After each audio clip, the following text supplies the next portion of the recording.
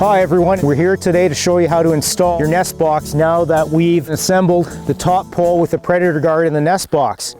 A lot of landowners ask us where they should install their boxes. That's a great question.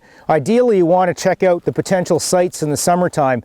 The best place to put a nest box for wood ducks and mergansers are where you see those ducks already. We don't want to get too far away from the shoreline. What we find is if we install a box out in the middle in the open, we tend to get more use by tree swallows rather than wood ducks. So now that we've found a good spot, we need to sink in the larger diameter bottom pole into the ice and pound it down with a post pounder right about to our belt level or waist level ideally. If the ice is too thick, we're going to need an ice auger.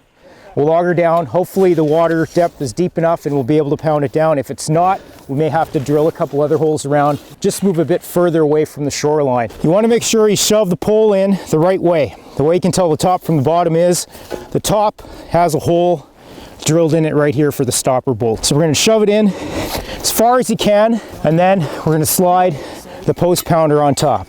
Before you put the top pole on, fill the nest box with 6 to 8 inches of new pine shavings. We want to use shavings and not sawdust. Sawdust will actually get inhaled by the ducklings and they'll suffocate. So it's very important to use wood shavings. Close the box and secure it with a nail.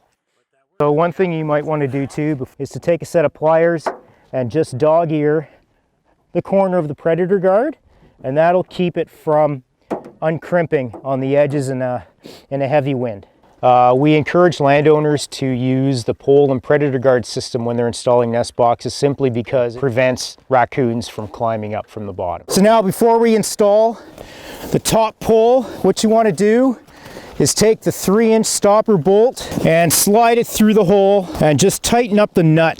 So now that we have the bottom pole in, it's nice and solid, we've got it where we want it, we can take the top pole and put it in, lining it up parallel to this bottom pole a few inches away. You lift it straight up, move it over and drop it straight down. That way you're not working with any angles or the box isn't going to fall on you.